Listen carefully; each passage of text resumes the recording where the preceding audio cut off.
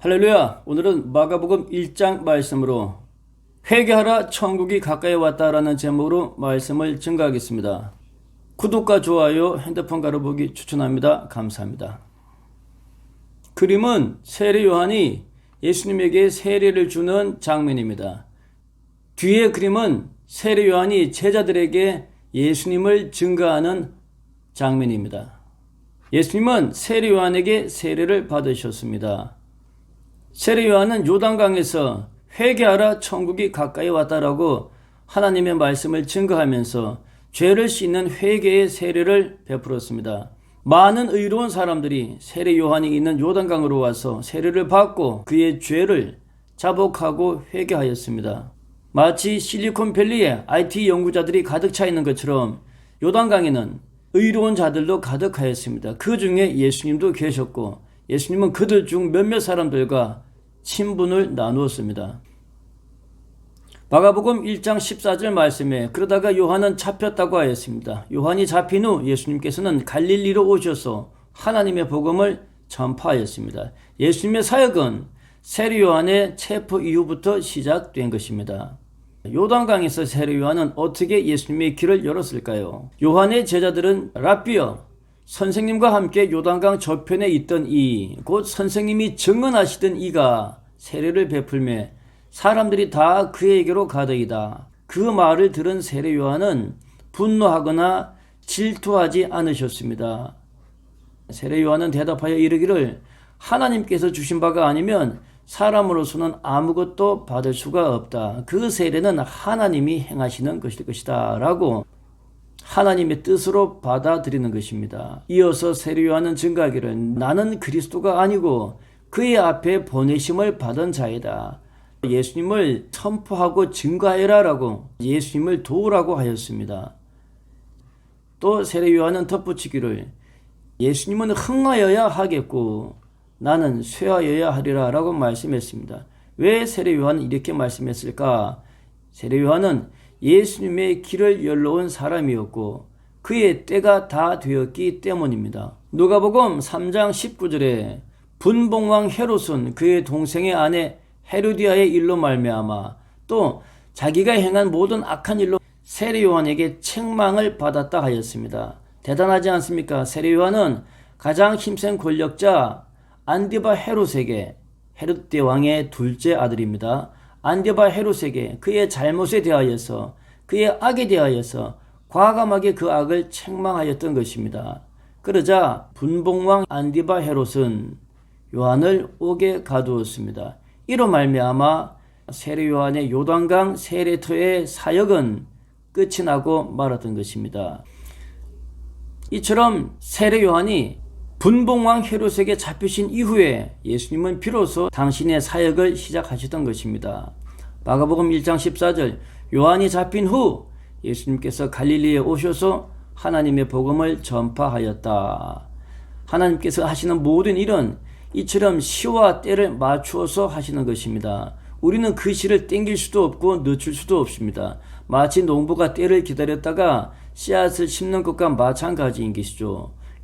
기도의 응답에 대하여서 조급해하시지 마시기를 권면합니다. 때에 대하여 조급하면 반드시 마귀가 틈탑니다.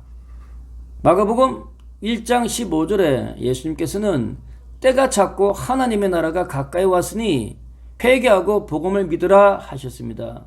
예수님의 때는 어떻게 찼으며 우리에게는 어떻게 그 때가 차서 다가올까요? 세례 요한은 요단강에서 하나님의 나라를 회개로 말미암아 열고자 했던 사람입니다. 그리고 세례 요한이 갇힌 이후에 그 사명은 이제 예수님에게로 넘겨지신 것이죠.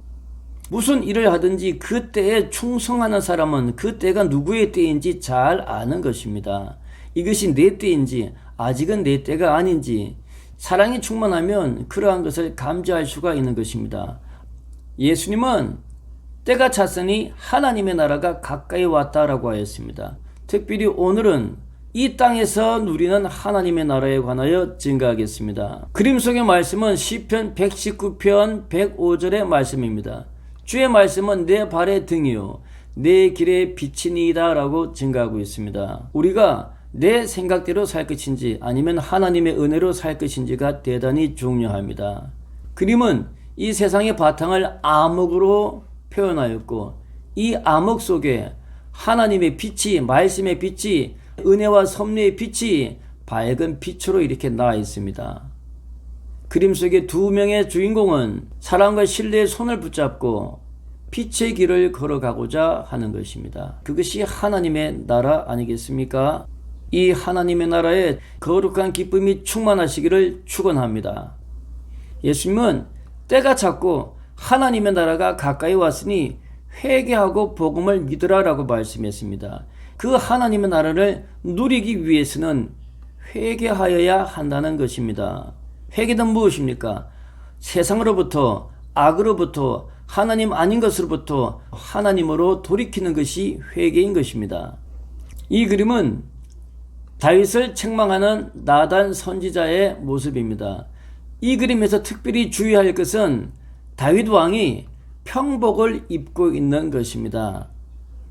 화가는 왕의 권위의 관을 벗어버리고 일상복을 입고 있는 다윗의 모습을 그렸고 편안한 옷을 입고 나단 선지자를 맞이할 만큼 허물이 없는 사이라고 화가는 표현하고 있습니다. 이렇게 허물 없는 사이에서 나단 선지자는 어떤 충고를 하였을까요? 사무엘하 12장 1절 이하에 보면 선지자 나단은 다윗에게 가서 부자에 대한 이야기를 하였는데 한 성읍에 두 사람이 있습니다. 한 사람은 부하고 한 사람은 가난한데 그 부한 사람에게 손님이 왔습니다. 부자는 자신의 양이 아까워서 자신의 양과 소를 아껴서 잡지 아니하고 가난한 사람의 양을 빼앗아다가 잡았나이다. 이 말을 들은 다윗은 본래 의로운지라 대단히 경노하였습니다. 다윗은 노하여서 여호와의 살아계심을 두고 맹세한다. 이 일을 행한 그 사람은 마땅히 죽을 자라. 바로 그때 나단 선지자는 그 사람은 바로 당신입니다 라고 우리아의 아내 바세바를 건든 것에 대한 다윗의 죄악을 충고하였습니다. 이때가 어떤 때입니까? 다윗이 회개할 때인 것입니다. 때를 알고 때를 받아들이고 회개하는 것 하나님이 기뻐하십니다. 로마서 3장 10절에 의인은 없나니 하나도 없다라고 했습니다. 우리 인간은 아담과 하와 이래로 죄를 지을 수밖에 없는 연약한 티끌 같은 존재입니다. 정말로 중요한 것은 회개할 때에 회개하는 것인가, 그것이 중요한 것입니다. 그림은 솔로몬의 마음을 휘어잡은 이방의 처첩들입니다.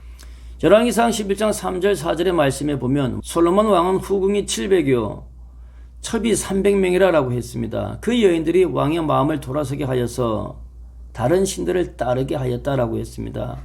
나이 많은 솔로몬 왕은 이방 여인들에 빠져서 이방의 우상들에게 하나님으로부터 그의 마음을 돌리고 말았던 것입니다.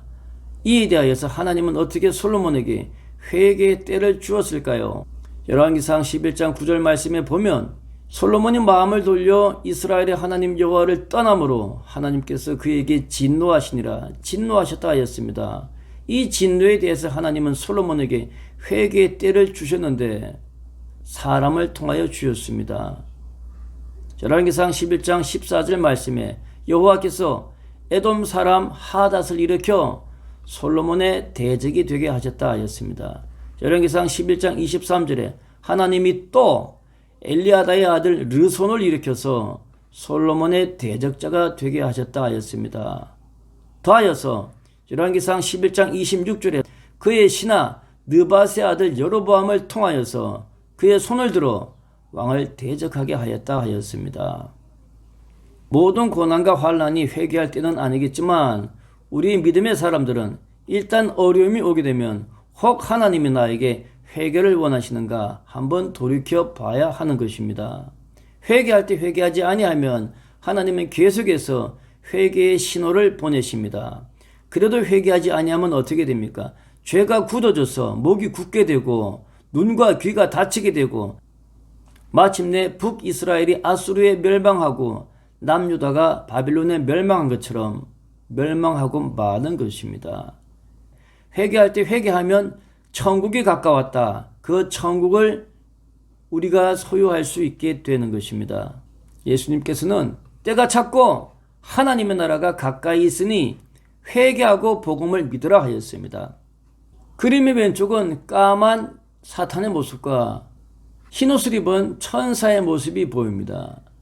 여러분이 느끼기에 사탄은 어떻습니까? 사탄은 천사보다 더 능력이 있는 모습으로 우리에게 다가옵니다. 그렇지 않습니까?